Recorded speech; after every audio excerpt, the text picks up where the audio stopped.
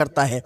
ابھی اتنی بات ادھر ہو رہی تھی کہ قاضی نے یہ فیصلہ سنایا تھا کہ اس کے ہاتھ کاٹ دو، ابھی یہ فیصلہ سنایا ہی تھا کہ بادشاہ ادھر خوش ہوا کہ اسی دوران اسی کٹگرے کے پاس ایک بڑا سا کتا اور منہ پھاڑ کر بھونکتا ہوا اندر داخل ہوا، اور اللہ تعالیٰ نے اسے قوت گویائی عطا فرمائی، بولنے کی طاقت عطا فرمائی، وہ بولنے لگا۔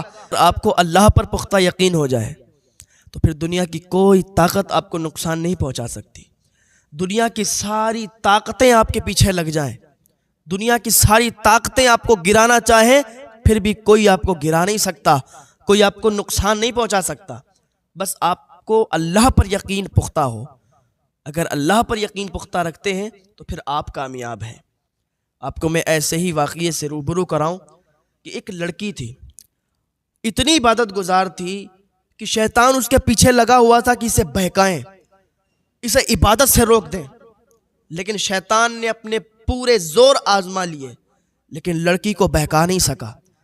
ہر دن نئی نئی ترکیبیں سوچتا کہ اس لڑکی کو بہکایا جائے، لیکن جس کو اللہ پر یقین پختہ ہوتا ہے تو پھر کوئی لاکھ برا چاہے تو کیا ہوتا ہے، وہی ہوتا ہے جو منظور خدا ہوتا ہے۔ لڑکی عبادت کرتی رہتی اور یہ اپنے الگ الگ ہتھ کنڈے اپناتا لیکن ناکامیاب ہو جاتا۔ ایک دن کیا ہوا، اس نے لاکھ جب ایسی کوششیں کی اور ناکام رہا تو اس نے ایک بڑی سازش کے تحت ایک خفیہ ترکیب نکالی، اور اس نے اپنے من ہی من میں سوچ لیا کہ بالکل اس ترکیب سے یہ لڑکی اللہ کی عبادت سے دور ہو جائے گی۔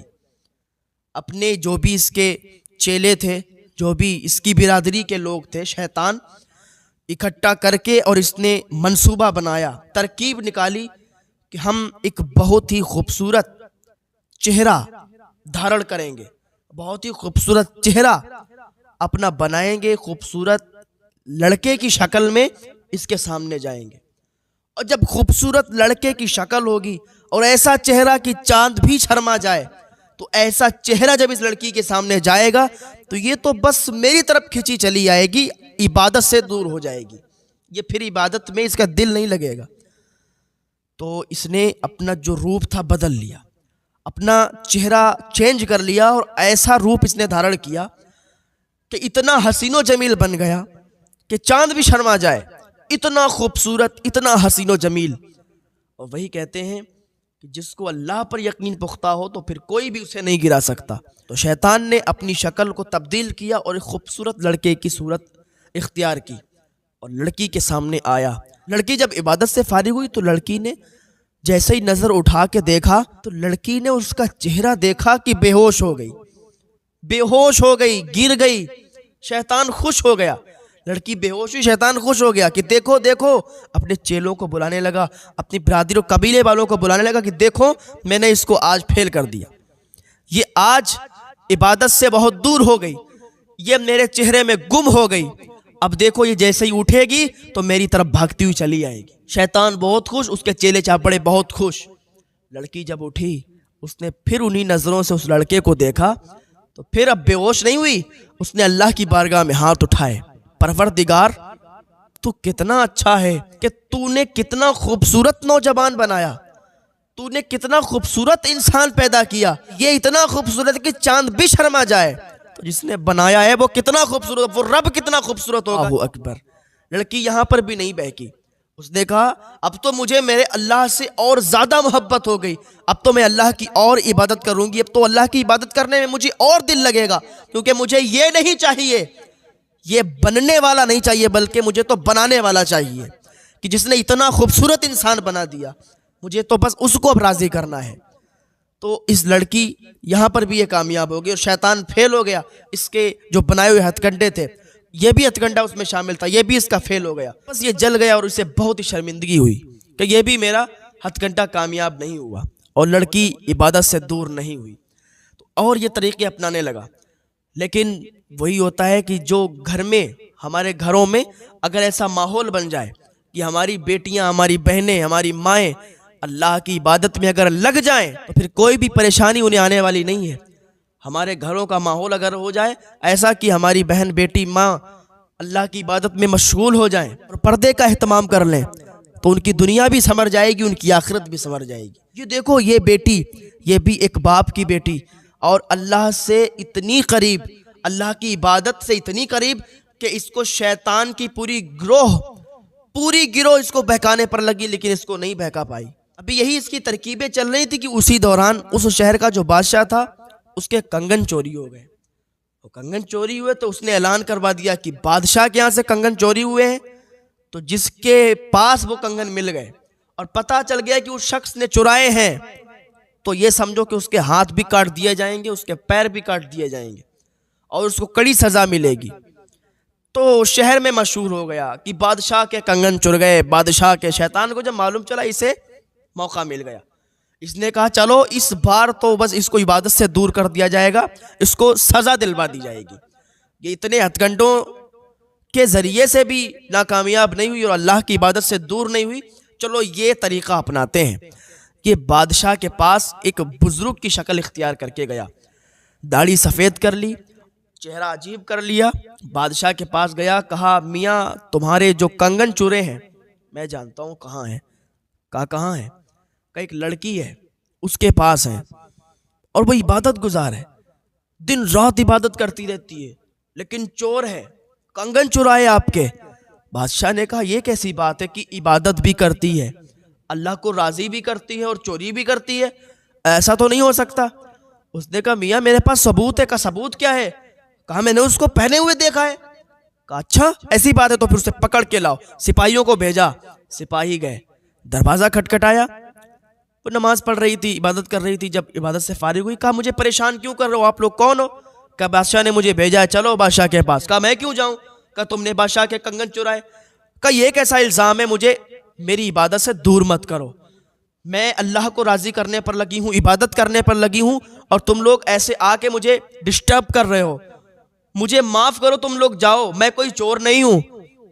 سپاہیوں نے کہا اچھا ناٹک ہے، کوئی بات نہیں، جلدی پکڑی جاؤ گی، چلو بادشاہ کے پاس۔ دن رات عبادت، اور یہ جھوٹی عبادت دنیا کو دکھانے کے لیے تم بدنام کر رہی ہو عبادت کرنے والوں کو، تم بدنام کر رہی ہو عبادت کو، نام دے رہی ہو عبادت کا اور کر رہی ہو چوری، کنگن چرائی ہو بادشاہ کے۔ اس کی آنکھوں سے آنسو نکلنے لگے، مولا یہ کیا بات ہے؟ باہر سپاہی دروازہ کھٹکھٹا، چلو بادشاہ بلا رہے ہیں۔ اس نے اللہ کو یاد کیا اور اللہ پر بھروسہ اور پختہ یقین تھا۔ اس نے کہا چلو اللہ جب میرے ساتھ ہے تو پھر اللہ ہی اس کو ٹالے گا جو بلا مجھ پر آئی ہے۔ دروازہ کھولا، کہا چلو۔ سپاہی اس لڑکی کو لے کے آئے بادشاہ کے پاس۔ بادشاہ کے پاس لائے تو بادشاہ نے کہا اچھی ترکیب آپ نے سوچی ہے، دن بھر نماز پڑھو، رات میں چوری کرو، کنگن دوسروں کے پہنو۔ اس نے کہا کیا بات کر رہے ہو بادشاہ سلامت، آپ ایسی باتیں آپ کے منہ سے اچھی نہیں لگتی، آپ مجھے چور کہہ رہے ہو، میں نے تو چوری نہیں کی۔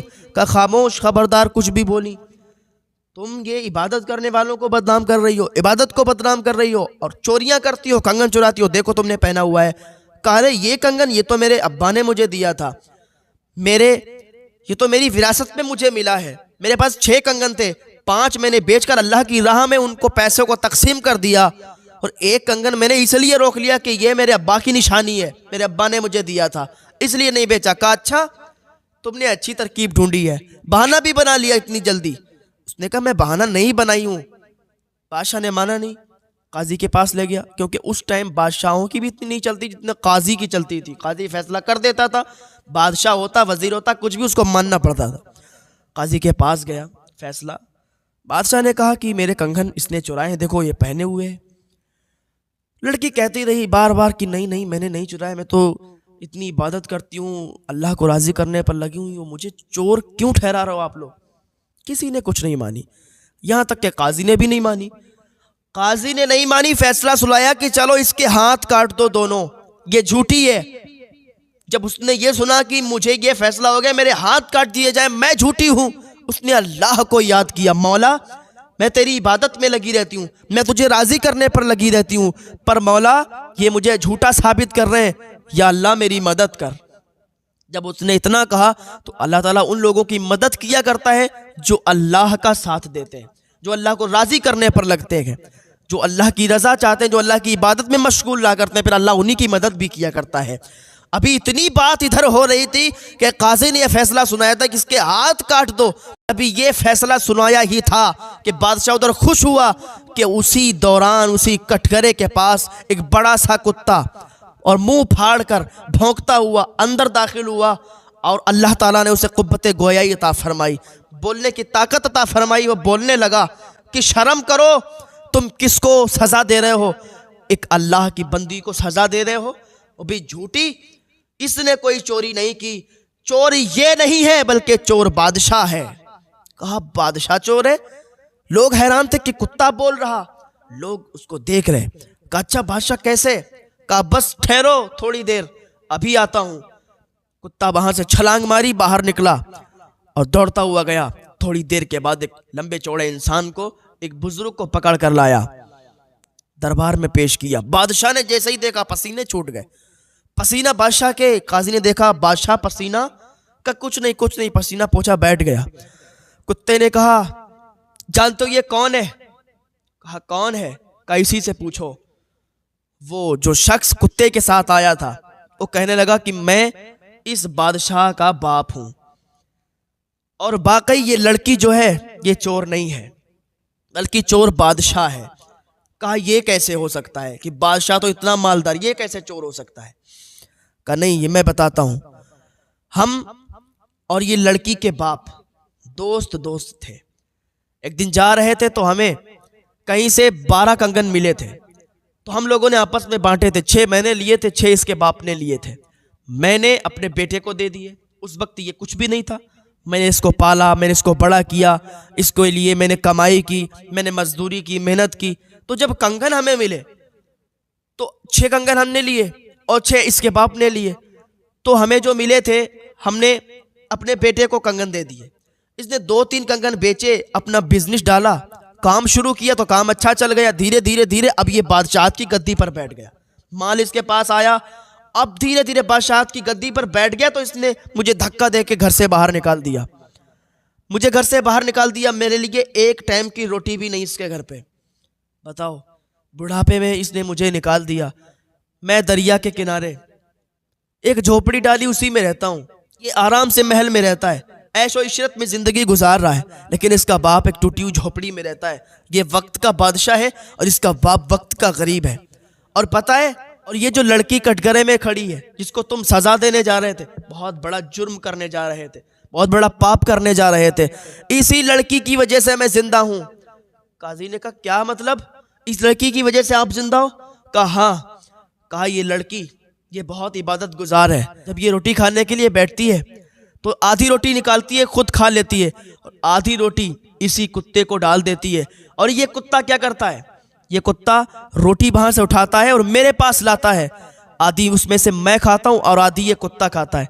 हम कुत्ते के साथ रोटी बैठ के खाते हैं और ये हमारा बेटा वक्त का बादशाह है कि ऐशो इशरत के साथ जिंदगी गुजार रहा है। बादशाह ने ये जब सुना था तो उसके चेहरे पर पसीना ही पसीना हो गया था कि आज ये जुर्म पकड़ा गया। एक तो इसने अपने बाप को घर से बाहर निकाला, दूसरे इसने इबादत गुजार लड़की पर तोहमत लगाई है। सजा इस लड़की को नहीं, इसको देना चाहिए। काजी ने हुक्म सुना दिया कि इसके हाथ भी काटे जाएंगे और इसकी जबान भी काटी जाएगी। तो बादशाह ने कहा जबान किस लिए काटी जाएगी? कहा हाथ इसलिए काटे जाएंगे कि इन्हीं हाथों से अपने बाप को घर से बाहर निकाला।